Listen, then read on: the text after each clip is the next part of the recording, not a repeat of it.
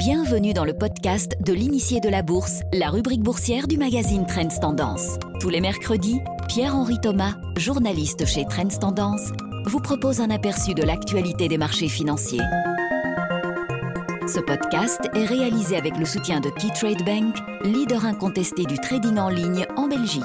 Bonjour à toutes et à tous et bienvenue dans le podcast de l'initié de la bourse.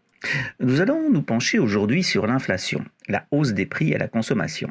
Voilà des années et des années que les prix de ce qu'on appelle le panier de la ménagère ne bougent pratiquement plus. Depuis l'été 2012, en effet, dans la zone euro, les prix n'ont plus jamais atteint une hausse de 2% par an.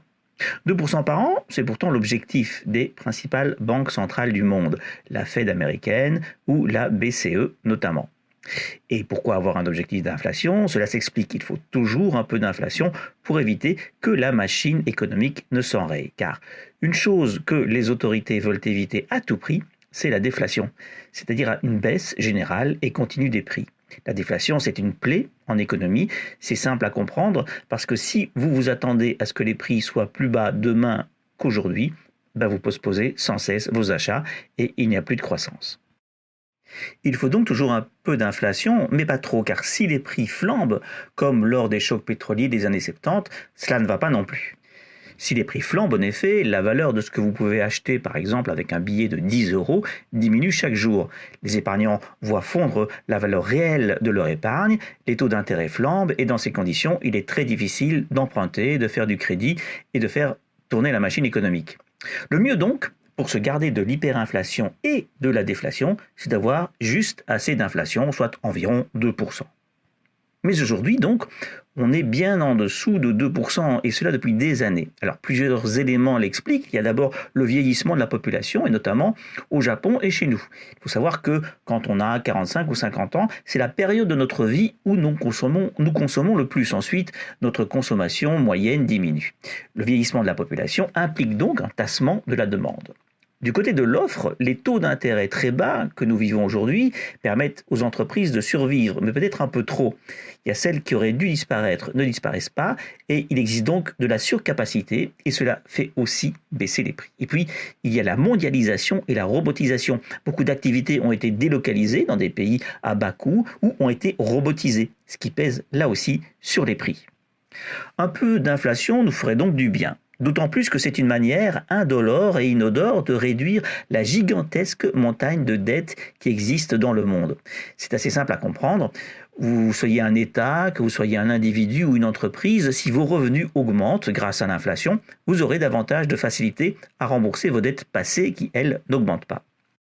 Alors aujourd'hui, les banques centrales, en achetant des obligations, en mettant des taux à zéro, en injectant énormément de liquidités dans le système financier, n'ont pas créé de l'inflation proprement dite, mais elles ont créé quand même des hausses des prix quelque part. Non pas dans le panier de la ménagère, mais dans l'immobilier, sur les anciennes obligations qui valent plus cher, sur les marchés boursiers. Puis on a vu aussi les prix flamber sur le marché de l'art ou celui des voitures vintage. Alors qu'est-ce que cette situation signifie pour l'investisseur en actions ? Que les marchés boursiers ne devraient pas encore s'arrêter de monter tout de suite.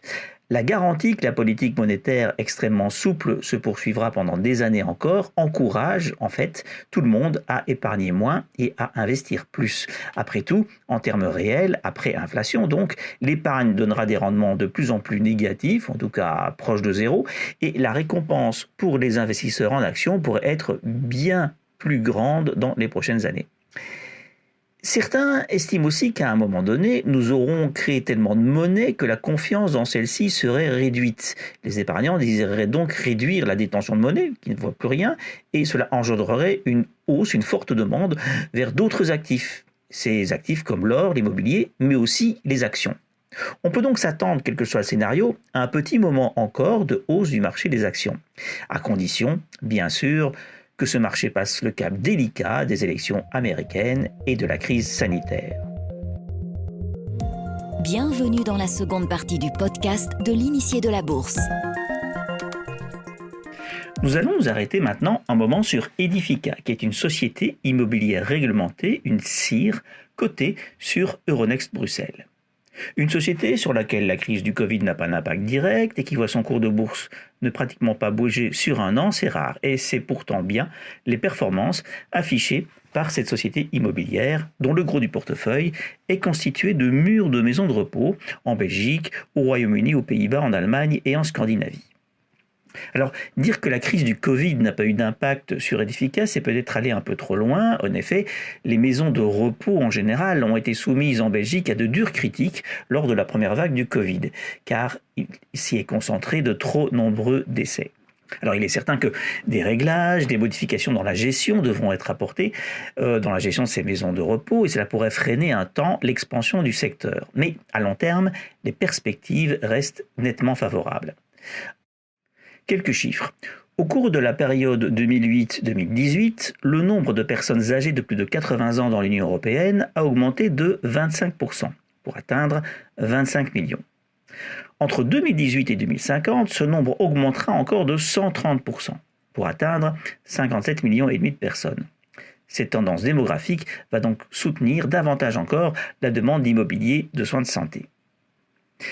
Et sur ce marché en expansion, Edifica profite de conditions de financement très intéressantes grâce au taux bas et aussi de l'attractivité de son action qui offre un rendement de 2,8% pour se déployer plus encore. L'année dernière, le groupe a en effet réalisé l'acquisition du groupe finlandais Oivatilat, ce qui lui donne une tête de pont en Scandinavie, en Finlande et un tout petit peu en Suède. Et cette expansion a été partiellement financée par une augmentation de capital de 207 millions d'euros réalisée à la fin du mois d'avril. Et puis l'an dernier, Edifica avait également procédé à une augmentation de capital substantielle de 418 millions d'euros. À l'époque, il s'agissait de la plus grande augmentation de capital jamais réalisée par une CIR belge. Dans le portefeuille immobilier d'Edifica, la Belgique représente toujours 33%. Mais son portefeuille est de plus en plus international. En dehors de la Belgique, le groupe est en effet également devenu actif ces dernières années en Allemagne, aux Pays-Bas, au Royaume-Uni, et cela malgré le Brexit, et donc désormais, depuis l'an dernier, en Finlande et un peu en Suède. Et si l'on vous disait tout à l'heure que la crise du Covid n'avait pas eu d'impact, c'est parce que c'est vrai, le taux d'occupation global ne peut pas être meilleur pour Edifica, il est de 100% au 30 juin. Tous les bâtiments de soins résidentiels sont restés pleinement opérationnels et les loyers sont restés stables. La crise ne devrait pas non plus affecter la capacité de paiement de loyer des opérateurs.